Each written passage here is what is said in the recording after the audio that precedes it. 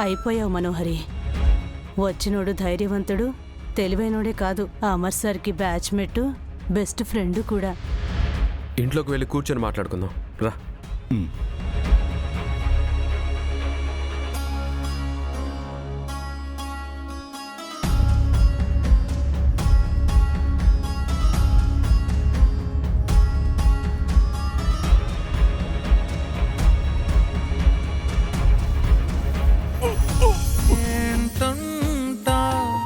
ప్రియమారా పడిపోయా నీ మైకంలోనా, మనసారా విడిపోయా ఇక నాతో నేనా. ఏమో ఏమో ఏమో ఏమో నాలో ఊపిరి నీవేమో, నిన్నే మించిన లోకం లేదేమో.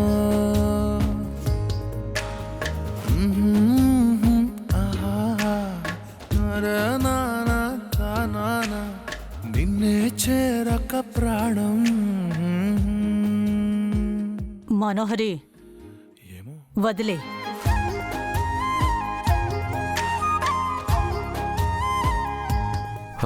ఏమైంది పార్థు? పడిపోయా. ఏంటి? అదే కాలు స్లిప్ అయ్యి కింద పడిపోబోతుంటే తను పట్టుకుంది. థ్యాంక్స్.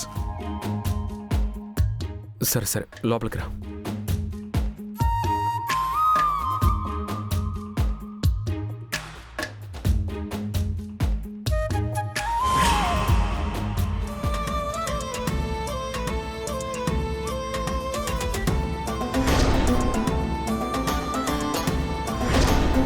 చివరిసారిగా నేను ఆనంద్ ఆకాష్లతో ఆడుకున్నదే గుర్తుంది.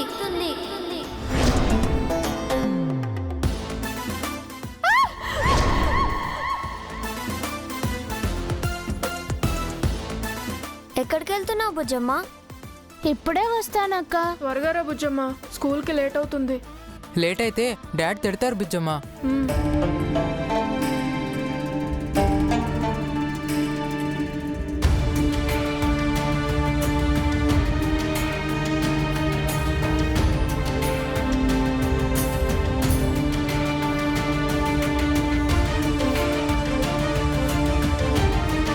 గుప్తా గారు, గుప్తా గారు, గుప్తా గారు. ఏమిటి బాలిక పిలిచితివి? మీతో మాట్లాడాలి. ప్రత్యక్షం అవ్వండి గుప్తా గారు. వచ్చితివి కదా బాలిక.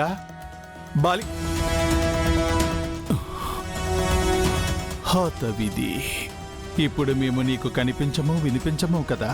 మీరెక్కడున్నా నా మాటలు వినిపిస్తున్నాయన్న ఆశతో చెప్తున్నా గుప్తా గారు. నాకు తెలిసి మీరు ఇక్కడే ఉండుంటారు. అవును బాలిక, నీవు శక్తులను కోల్పోయిన కారణమున మేము నీకు కనిపించుటలేదు. మా అమ్మ నాన్నను కలపడానికి ప్రయత్నిస్తే నేను శక్తులు కోల్పోతానని మీరు ముందే హెచ్చరించారు.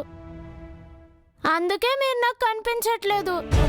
మీ మాట నాకు వినిపించడం లేదు. మేము వలదు వలదు అని ఎంత చెప్పినను నీవు మా మాట పెడచెవిన పెట్టి శక్తిహీనురాలు వైతివి బాలిక.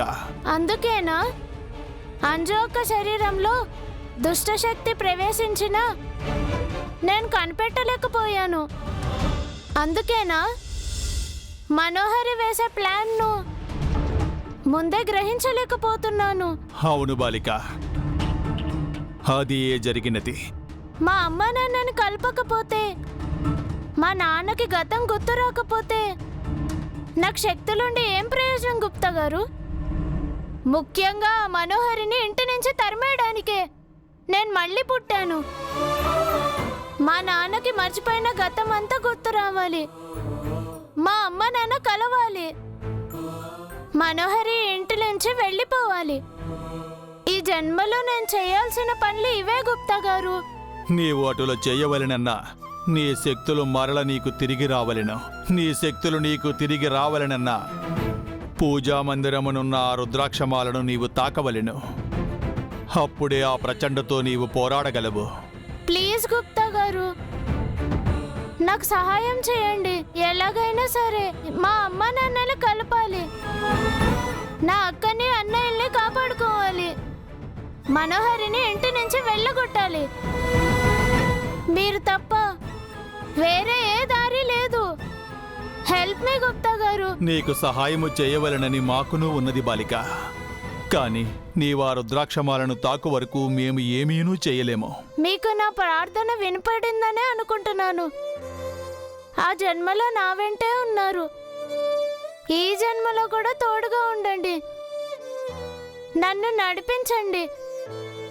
నాకు మీరే దేవుడు.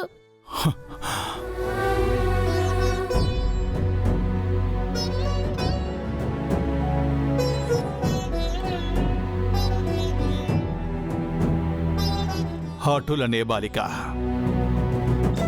నీవు కోరిన విధముగా నీకు మేము సహాయము చేసేదము.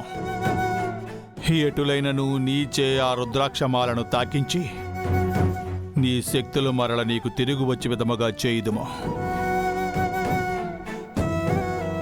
జగన్నాథ.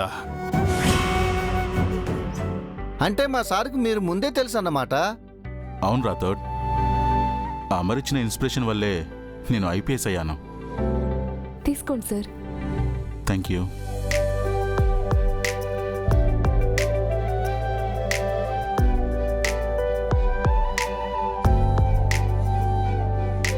మీ గురించి కొడైకెనాల్ ఎస్ఐ గారు చాలా బాగా చెప్పారు సార్.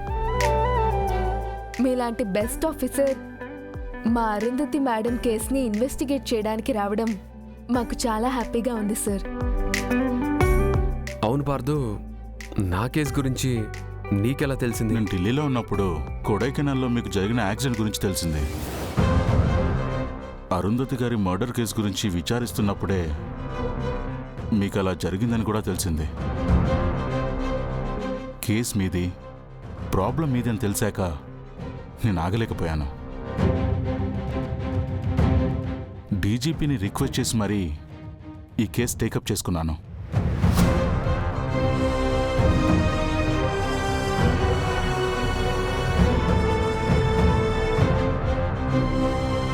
Thank you Partha. ఆరు చనిపోయి 7 years అవుతుంది. ఇప్పటి వరకు ఆ హంతకులెవరో తెలుసుకోలేకపోయాను.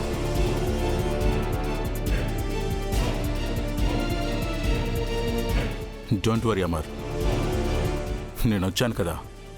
7 సంవత్సరాలుగా సాల్వ్ కాని కేసు 7 రోజుల్లో పరిష్కరిస్తాను.